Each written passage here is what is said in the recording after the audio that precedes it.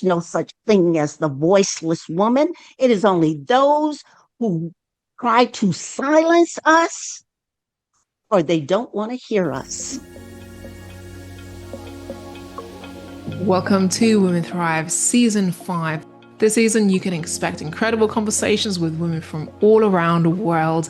We at Women Thrive, not only do we put on incredible conversations with women, host events, retreats, publish a magazine, publish books, and we have created a platform for every woman to shine and share her message. So you right now tapping into a podcast that is globally recognized as the place for women to be and share their message. Be inspired, be part of the conversation, and let's thrive together. So hi everyone, and welcome to another episode of the Women Thrive podcast. My name is Abigail Rebecca. I'm going to be hosting our podcast today along with our amazing guest. But before I introduce you, I wanted to ask you a question. When it comes to your life, do you feel that life is happening to you? Or life is happening through you? Because there is a big difference between believing that we have absolutely no control over our lives and all of these things might be happening to us and there's no way that we can control things. Well, we're going to have a conversation today that might help you to look at your life from a different perspective. How would life be if you really believed that you could orchestrate your life, you could orchestrate your destiny? That's what we're going to be speaking about today. We have an amazing speaker, by the way, amazing guest. We always say we have an amazing guest. She is amazing. We've just been having like such a conversation before we started. I was like, we need to hit record. We need to record this. So I want to do her justice and introduce you to her officially. So this is Dr. Cheryl Cooper. She is a US Navy veteran, author, technology educator, and architect of agency who empowers women in technology to transform invisibility into influence. A TEDx speaker and strategist, she brings over 2 decades of experience in telecom and cybersecurity, blending military precision with transformational leadership to help audiences turn choice into impact and voice into power. As the founder of Being Seen, Cheryl equips women to lead with clarity, courage, and control in high-stakes environments. Her signature frameworks, including the SEEN method, voice activation method, and bankable influence, teach not only how to defend networks, but how to defend one's voice. And this is what we're going to be speaking about today. So welcome, Dr. Cheryl. It's so amazing to have you here. Thank you, Abigail, and thank you for that wonderful introduction. I'm so ready to get started and share with our audience. Well, I introduced you there and gave you a bit of a snippet about this wonderful work that you do, but I'd really love to hear from you really in your own words. So for our audience who've never come across you, that don't really know your work, I'd really love to know a little bit about your story. What is it that you do and why are you so passionate about what you do? Okay, Abigail, where I'd like to start with is that I come from a place where survival was the norm, silence was the norm. I grew up in what some would call the hood, in an underserved neighborhood. But also, I'd like to share with our audience, if I could share a story, maybe just to kind of set the mood here. I learned early on the power of being seen, of being visible. So imagine this, it's Easter Sunday, and everyone is dressed to the nines. After the Easter egg hunt, you hear the church mothers praising the lighter skinned children. And so you run over, you place your hands behind your back, you look up with them big brown eyes and you smile as you too wait for that compliment. But that compliment never comes for you. For me, I felt invisible. But here's what I learned from that. Nobody gives me the permission to be great. I don't have to pass a test to be seen. We've been told that if we work hard, if we get the right education, if we prove ourselves, that we'll get ahead. But I found out that that was not always true because of what has happened to me at just a very young age, at 5 years old. For years, I thought I was not enough. So what I learned from this is that we have to see our own value before anyone else does. I grew up, and as I grew up feeling inferior, I became the very fabric of inner city life, drugs, violence. But I knew that there was something better for me. But before I got to that point, at age 15 years old, I was given a Hershey candy bar that was laced with acid that led me down months and months. Acid trips, I mean, rainbows, colors, side of eye to fingertips and Mickey Mouse and Donald Duck. But all those acid trips weren't beautiful. Some of them were relentless, horrifying, and even I had found myself where I had begun to have bad acid trips. I couldn't find my, couldn't find my way back. And I said, I think I'm going to lose my mind. Even at age 15, I realized at that moment I had a choice. I could find my way back. And at that very moment, and from then on, I realized that I shaped my own destiny. I stopped doing acid and I enlisted in the United States Navy. And enlisting in the United States Navy was one of the best things that I ever done. So now I sit here with you today as a United States Navy veteran. I'm also an executive and I've worked with some Fortune 100 companies, but I still had a long journey to go. When I went through some things that I wish I had a mentor, being a woman and at that intersection of being a Black woman in corporate America. So once I completed my duty in the military, I went to work for a Fortune 100 company. I felt unseen. I felt being silent was being safe.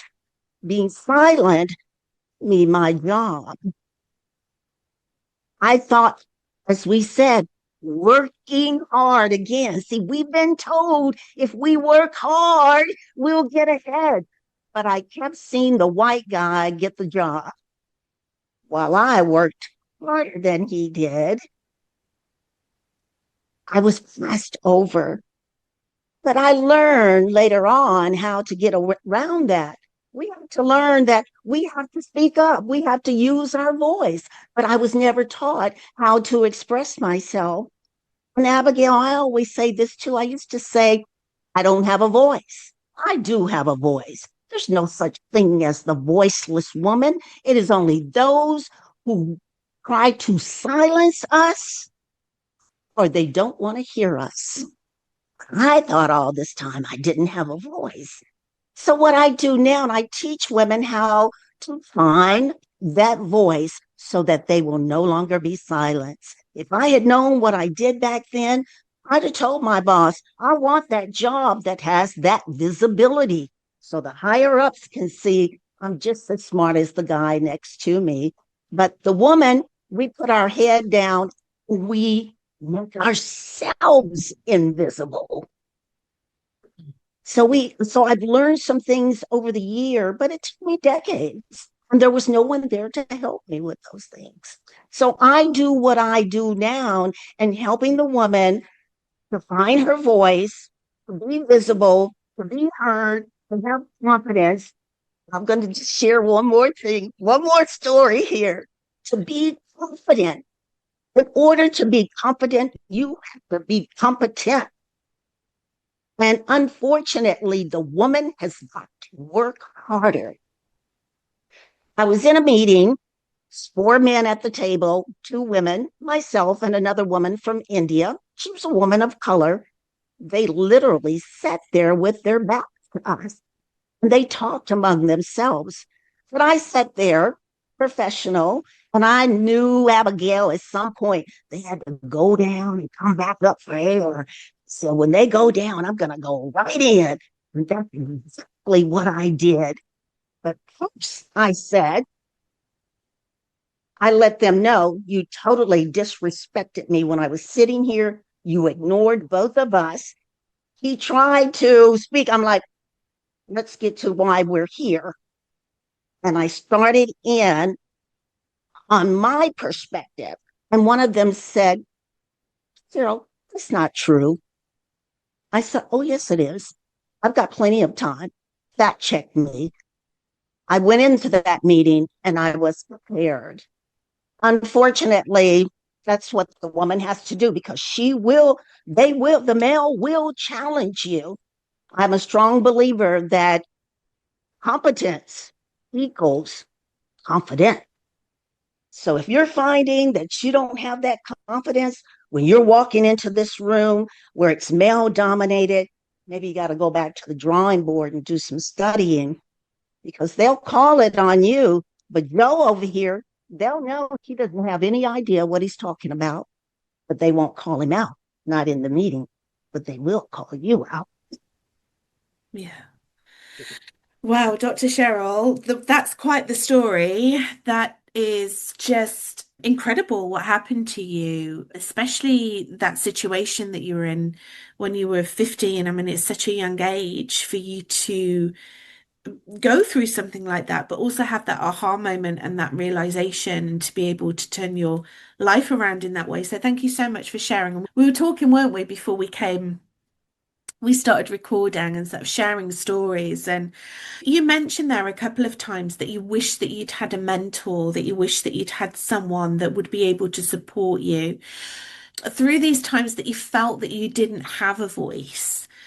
What was it specifically that you felt that if you were to go back now and talk to yourself, like be the guide and be the mentor for yourself, what would it be that you would have helped yourself with and you would have guided yourself through? If I'd had that mentor at that time, and and this is the advice that I give women, that next generation that's coming up, we have to learn to use our voice. We all have a voice. We can express ourselves, but we don't have a voice to influence and advocate. So if I was to tell myself back then, now you've got to learn how to use that voice, not to just have a conversation with your girlfriend. You got to find a way to use that voice to advocate and influence for change, for impact. And the way that you're going to do that, it's not just what you say, but it's in your expression, your body, your confidence. If you're looking down, if you don't have passion, or if you have passion, other people will feel that. So these may be things that you may have to go take a class in. There's something that I talk about called bankable influence. Bankable influence, and the currency of that is trust. I would have told myself back then, these individuals that you need to influence, start building relationships with them so that when I do open my mouth, I've already built that trust with them and they are ready to listen to me because I built that relationship. But because I've been talking and sharing my perspective, they've also gained a respect for me. But what we've often found, Abigail, is with the woman, she'll know that she has the voice, and it's up here on what she wants to say, but she's kept silent for so long, she doesn't know how to articulate it. And with that, I'd have told myself, go home and get in the mirror. Write your speeches out. Go home and get in the mirror and practice it. You know that you're going to enter these rooms that have a male that's in there that may not want you there. Prepare now. Prepare now. When you walk in there, what are you going to do? When you see him shun you, turn his back, what are you going to do? And you rehearse that. You practice that. So as soon as you see it, I've been practicing this. You know exactly what to do, not just with your body, but you know exactly what you're going to say. And because you've prepared for that moment, you're confident. And there's something that we talked about, Abigail. We go in those spaces where we know that we're welcome. I would have told myself too, find that advocate, find that ally in that room. Yeah. Yeah. And then here's another thing I would have told myself when you don't have this voice, this mentor to guide you, is that going back to those self-limiting beliefs, not believing in yourself will keep you silent. I don't know enough. I'm not ready. I'm not smart enough. And I know this, Abigail, because I did it too. I said, I'm not smart enough. I am Dr. Cheryl Cooper. And even I was saying with these degrees, I still was not enough. But here's what I learned from that, Abigail. It doesn't matter how many degrees you have, how many certifications you have, how many awards you have, how many initials you have behind your name. It still does not mean that you will be seen. So we always have to provide value. How can I provide value? We have to move through life strategically. A lot of times on the job, we're taking on projects that don't offer a lot of value. And so we're not getting the recognition. The projects with the value are going to the male. And that's the reason why he gets promoted up. And this is the reason why we see not only in the US, but we see this universal. We see the male at the top because he's learned how to play that game. And that's the reason why I do what I do, is to teach the woman, give the woman the playbook on competing with him. And it brings me to this point on imposter syndrome. I also, when I speak with other women, your issue may not even be imposter syndrome. That's been this buzzword that's saying, got imposter syndrome, and it may have been something that happened to you before you even went into the workplace. I shared with you this point when I was just 5 years old and I felt invisible. And throughout my life, because I was this brown skinned woman, I was looked at, I was undervalued. So before I even went into corporate America, I thought I wasn't enough. But that's not imposter syndrome. That's low self esteem. So we have to recognize my thing was colorism. And I'm going to get back to colorism. My thing was this issue with colorism, but this could have been something maybe you experienced a childhood trauma, assault, PTSD that occurred way before you went into the workforce that gave you this inferiority complex and this lack of self-esteem. Oh, inferiority complex and lack of self-esteem, not imposter syndrome. Imposter syndrome is, and if I could share this, when the study was first done back in the 1970s, imposter syndrome, when it was studied, it was just with the white woman. The Black woman was not in that study because she was not up here yet. And they only looked at women who had advanced to say, do you feel that you belong in this position? So that study didn't even apply to the Black woman. Yeah. And oftentimes the Black woman has been raised in oppressed environments. So more than likely, her issues were not believing that she's enough. She's not ready. She's not smart enough. It's not coming from the work environment. It's coming from something else. And once we label it correctly, we can solve it. Because the way you deal with imposter syndrome or the way that you dress low self-esteem is different. Yeah. So if I'm trying to solve this imposter syndrome, I'll never get over it because I don't have it. I have low self-esteem. Mm. So that's one thing that when I'm working with women too, let's talk about what's going on in your life. Tell me something about your background. Let's really get to the root of it because it's not a one size fits all for me, even though we have things in common. Now I'm going to go back to colorism. Colorism. Colorism has been a cruel test of a person's worth for decades. The grocery store brown paper bag. If you were darker than the brown paper bag, you were deemed less beautiful, less valuable, less worthy of opportunity. For me, I couldn't pass that brown paper bag test. And for girls who looked like me or who were darker than me, it was a sentence of invisibility. Going back to what we talked about, after I got to be 40 years old, I found out I didn't have to pass a test. I have to some brown paper bag test, but it was a cruel test of a person's worth. And although the brown paper bag test is rooted in America, colorism is global. We've seen it. We've seen it in meetings. A woman will introduce an idea and no one will acknowledge her. A male will introduce that same idea and suddenly it's genius. A study that was just performed last year, 51% of the women from marginalized areas from the UK, Australia, Canada, the US, Africa had experienced racism on the job.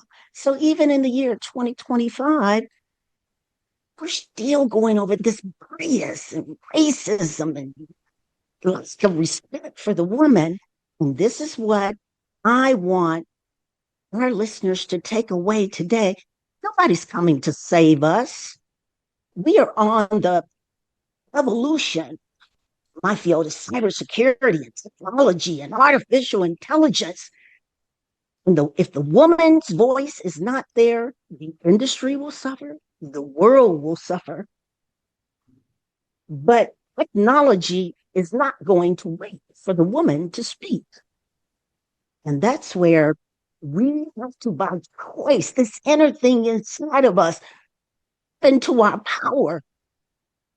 Don't wait for a system, an external system or a male to give us power. Once we step into our power, we will rise like a phoenix that burst into a flame, reborn from our ashes, no longer asking the man to give us some power.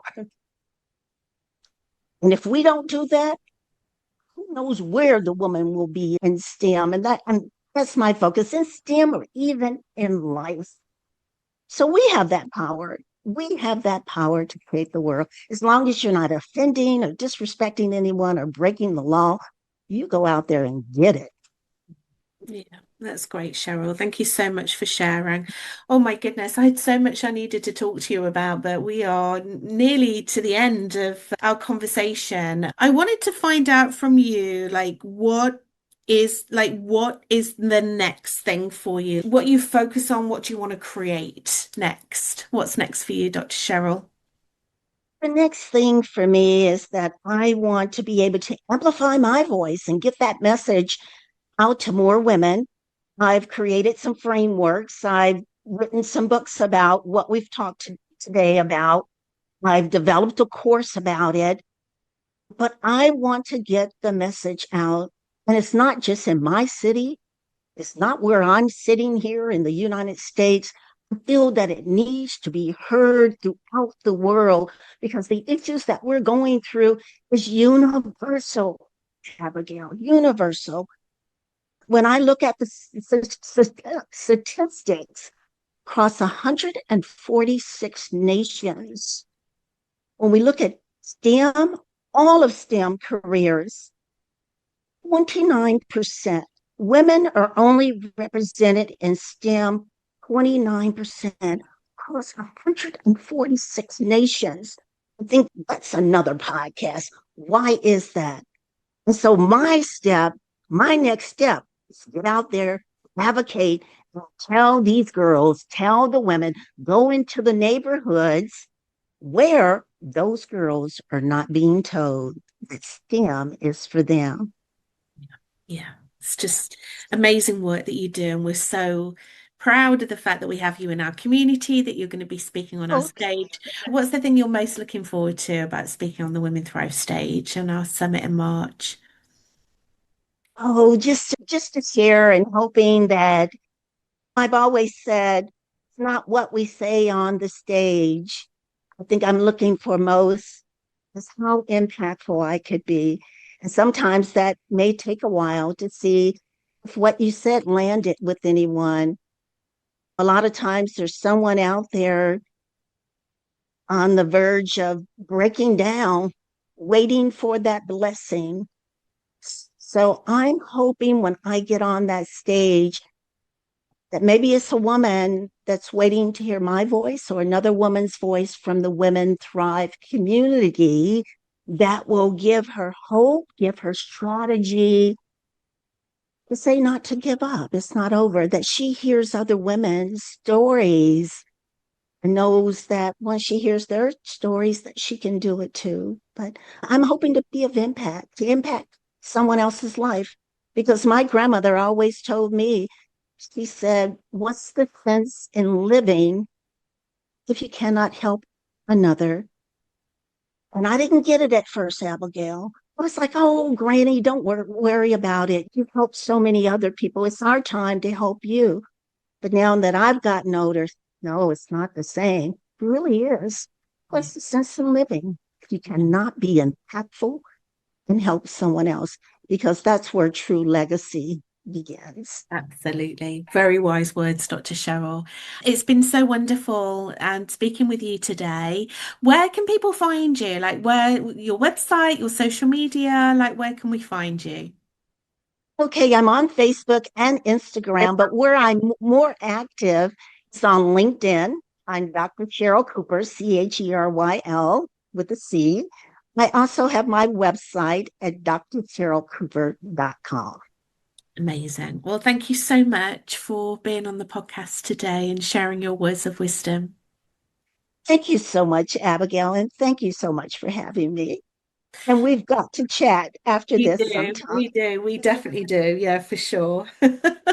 Thank you so much, everyone, for watching this wonderful episode. Please make sure that you follow Dr. Cheryl Cooper, connecting with her on LinkedIn. Go and check out her website. She's doing incredible work in this world. And if anything really aligns with what you're going through at the moment, you know, in your life, then please be sure to reach out to her because she's here to help. Thank you so much for watching our latest episode, and we will see you on the next one very soon. Thank you for listening to this episode of Women Thrive Podcast. I'm so thankful for you as a listener for spending time with us, myself and my co-host Abigail, to hear our conversations with our guests. If you have had the opportunity to hear our podcast, do make sure you leave a review and share this episode with your audience as well. This has helped us reach the 5 top % globally ranked podcast, as well as reach more than 30,000 downloads to date. Your support means so much to us, and this is how we get to reach more people around the world. At Women Thrive Media, we're here to amplify voices of women and empower women to take the center stage and shine a spotlight on their messages.